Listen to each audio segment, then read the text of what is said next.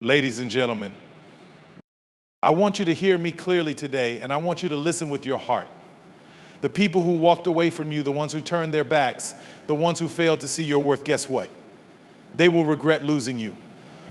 Self-worth is the foundation of everything. It is the core belief that you are valuable, deserving, and capable of achieving greatness. It's not something that can be given to you by others, nor is it something that can be taken away.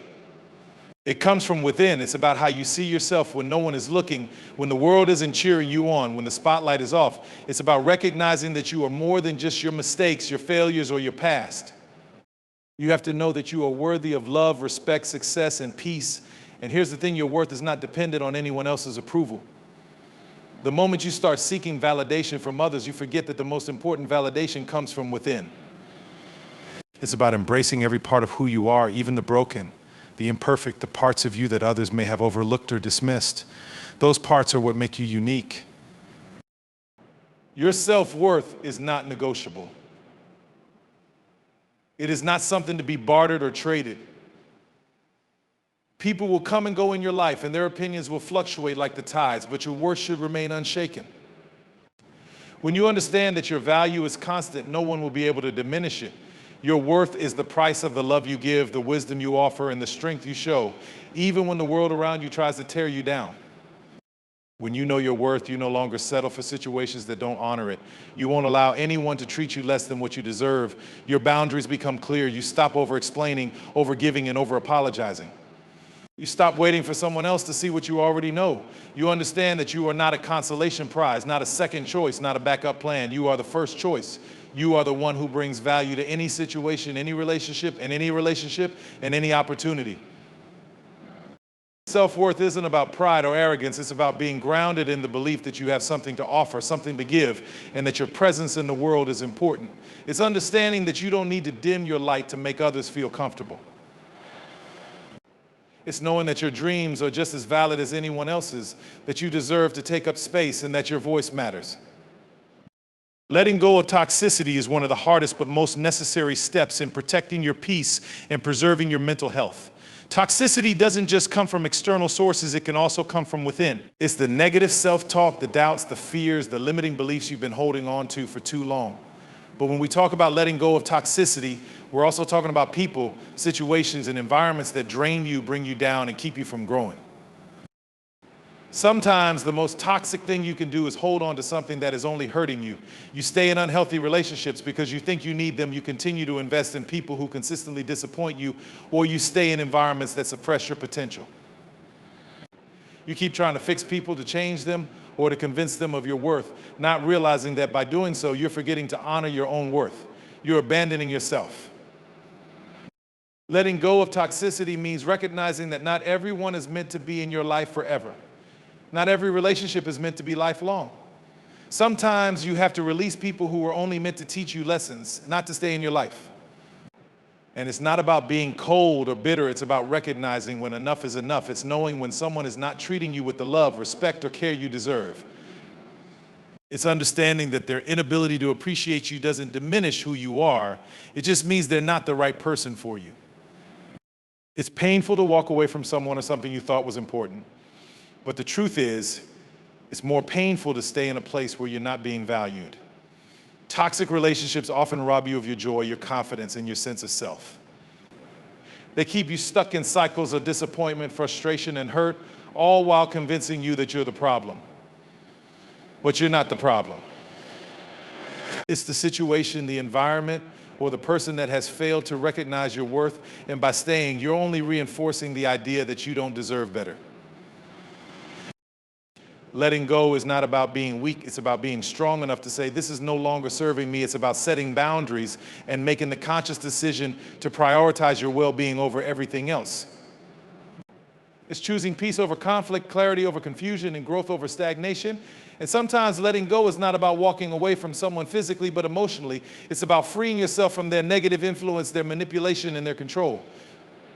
It's about choosing to no longer carry the weight of their actions, their words, or their behavior. It's not easy. It will take time, effort, and reflection. But the moment you release that toxicity, you make room for healing. You make room for love that is genuine, for relationships that uplift you, and for opportunities that align with your true purpose. Letting go is not a sign of failure, it's a sign of self-respect.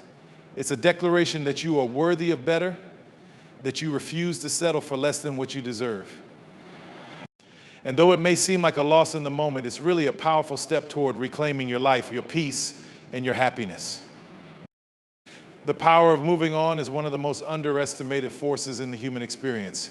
Moving on isn't just about walking away from people, situations, or past experiences. It's about taking control of your own life and choosing not to let what happened define who you are or who you are becoming. It's about refusing to let the pain, the hurt, the disappointment, and the loss hold you back from the future you deserve. When something or someone leaves your life, it can feel like the world is crumbling around you. You may wonder why things didn't work out or why you couldn't make it work. But moving on is not about finding closure or making sense of every situation.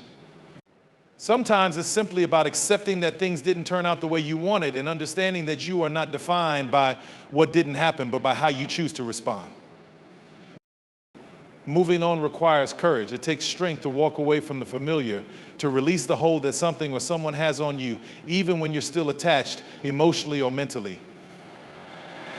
There's a power in letting go of the past and acknowledging that your future is worth more than staying stuck in what no longer serves you.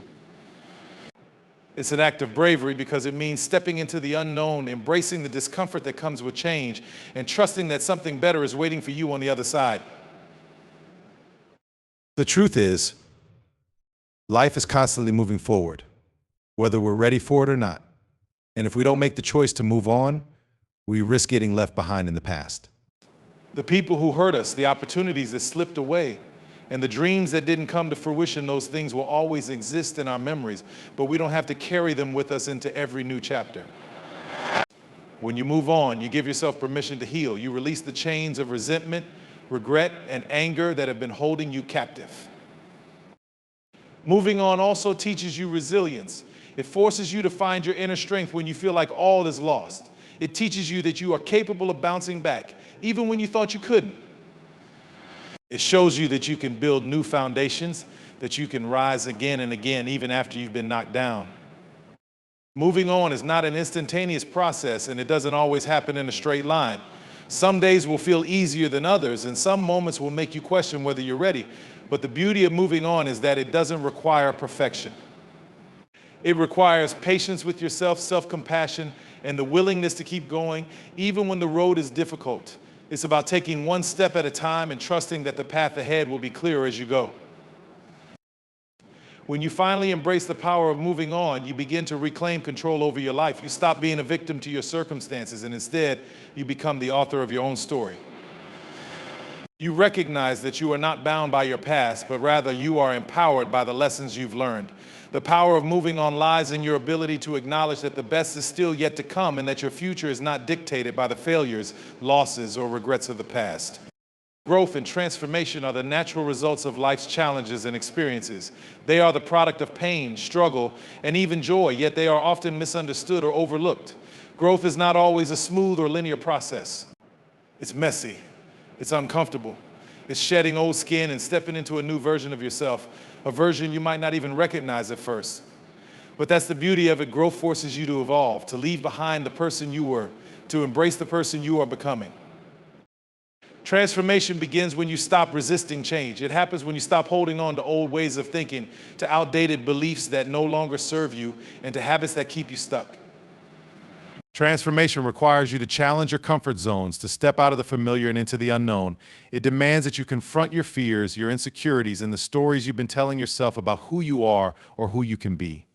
Transformation asks you to let go of who you were in order to become who you're meant to be. And that's not always easy. It's not always fun. Growth often means facing parts of yourself you've hidden away, parts you may have tried to suppress for years. It can mean facing the pain of your past, the mistakes, the missed opportunities, the heartbreaks. But here's the thing, that pain isn't there to break you. It's there to teach you, to shape you into someone stronger, wiser, and more resilient than you ever thought possible. Every time you rise after a fall, every time you push through an obstacle, you are transforming into someone who understands their own strength, their own potential. Transformation also requires patience and grace. Too often we expect results overnight. We want the change to happen fast, to see immediate signs of progress. But true transformation takes time. It's a gradual unfolding, like the petals of a flower opening to the sunlight. You don't see the roots growing beneath the soil, but they are quietly and persistently laying the foundation for the bloom that will one day emerge. Transformation happens in the quiet moments of reflection, in the times you keep going when no one is watching, and in the decision to keep going even when the progress feels invisible. In this journey of growth, there will be setbacks. You will face moments where you feel like you've taken 2 steps forward and 1 step back. You will encounter moments of doubt where you question if the work is worth it. You might even feel like giving up. But here's where the real transformation happens. It's in those moments. It's in deciding not to quit, not to let the fear of failure or the disappointment of not being where you want to be stop you from continuing to move forward. It's in choosing to get back up every time life knocks you down, even when you're tired, even when you don't know how to keep going. Growth and transformation also mean embracing the unknown. It means understanding that you are not meant to remain stagnant in your life and that the best version of yourself is always on the horizon. The person you are today will not be the person you are tomorrow. And that's something to celebrate. You are constantly evolving, constantly shedding old layers, and constantly becoming the person you were always meant to be. And when you transform, when you grow, you no longer fear change, you welcome it. You understand that it's a necessary part of life, and that without it, you would never reach the fullness of your potential. You stop clinging to the past, to people, or to circumstances that no longer align with the person you're becoming. You start trusting the process, knowing that every moment of discomfort, every difficult experience is a stepping stone on the path to your greater self. The price of losing you is not just measured in the absence of your presence, it is felt in the void left behind when someone fails to recognize your value, your contributions, and your heart. People who have the privilege of knowing you, of having you in their lives, often don't realize what they stand to lose until it's gone. But the truth is, your worth cannot be defined by anyone's inability to see it. The price of losing you is a cost that is paid over time, and the consequences are felt long after you've walked away, moved on, or chose to let go. When someone loses you, they are not just losing someone who cares. They are losing someone who adds value to their life. You are not a placeholder, a backup option, or someone who can be easily replaced. You bring something unique to the table that no one else can. Your loyalty, your love, your support, these aren't things that can be found elsewhere. No matter how hard they look, they are losing a person who invested in them, in their growth, in their happiness. They are losing someone who was willing to stand by them in moments of darkness, to lift them up when they were down, and to celebrate their victories as if they were your own.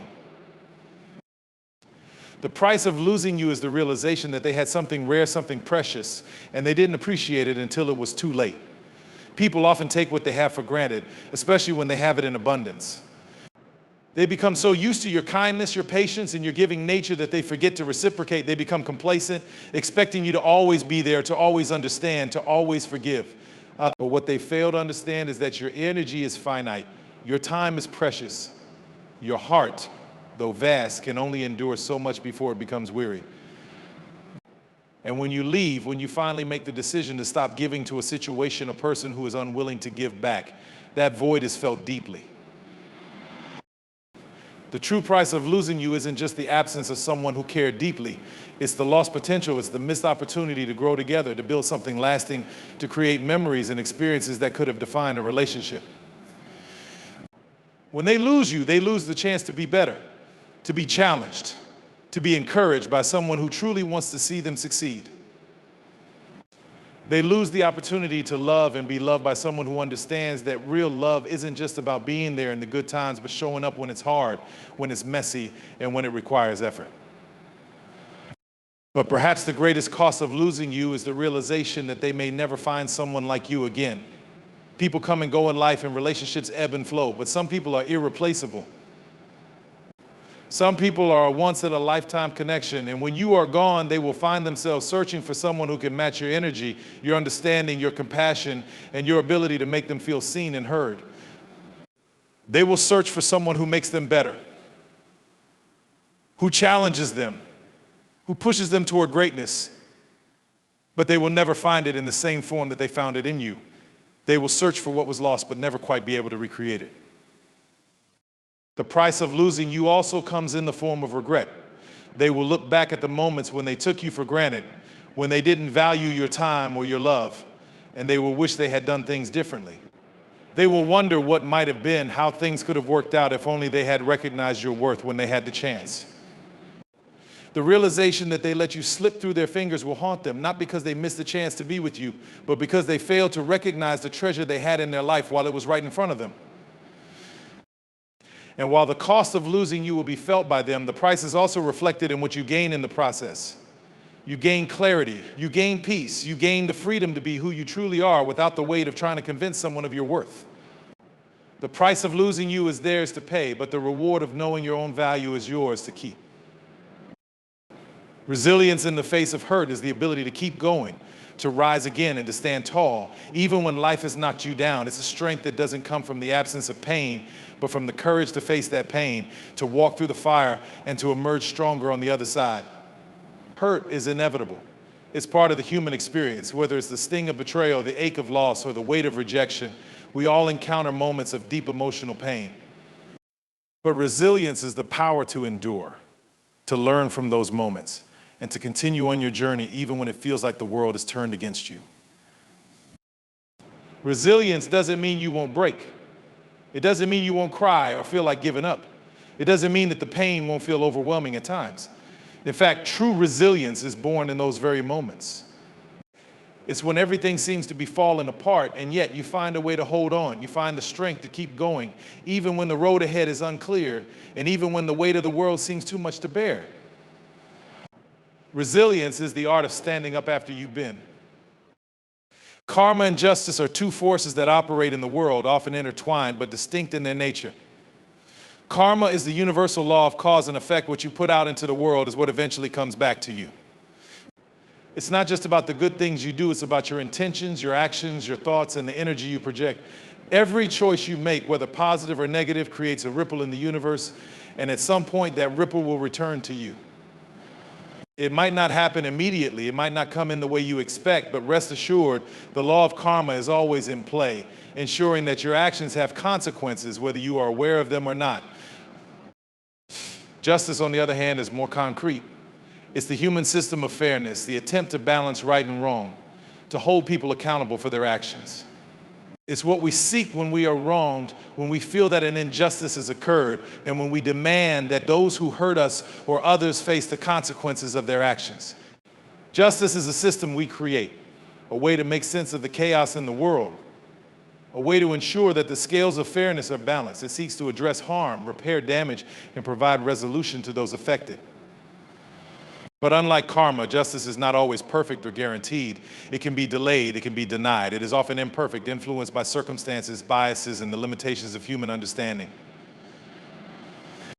But there is a deep connection between karma and justice. While justice may fail, karma never does. It operates on its own timeline, and it is not swayed by the flaws of human systems. The beauty of karma is that it is impartial, unbiased, and unaffected by the politics or corruption of human systems. It is a divine force that ensures that everything, no matter how small, is accounted for in the grand scheme of things. Every action, every word, every thought, good or bad, has its place, and sooner or later it will come back to you. When someone wrongs you, it's easy to feel like justice isn't being served. You might not see the person who hurt you face the consequences of their actions, and it may seem like they are getting away with it.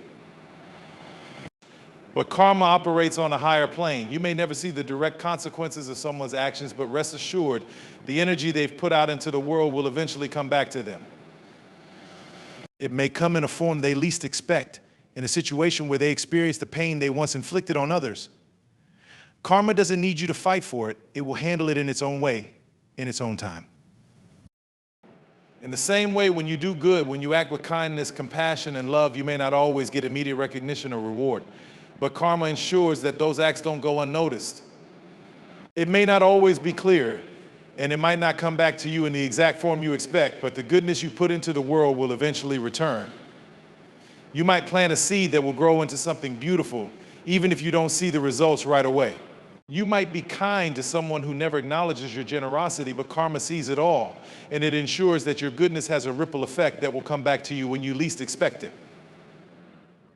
While justice is something that we actively seek and fight for, karma is something that works on its own beyond our control. The beauty of karma lies in its trustworthiness and its wisdom. Justice can fail us, but karma will never fail to deliver the balance that the universe requires. It is a reminder that our actions matter, that we are responsible for the energy we put into the world, and that we will ultimately experience the consequences of what we choose to create. There is a divine fairness in karma, a balance that ensures that everything and everyone will eventually be held accountable for their deeds.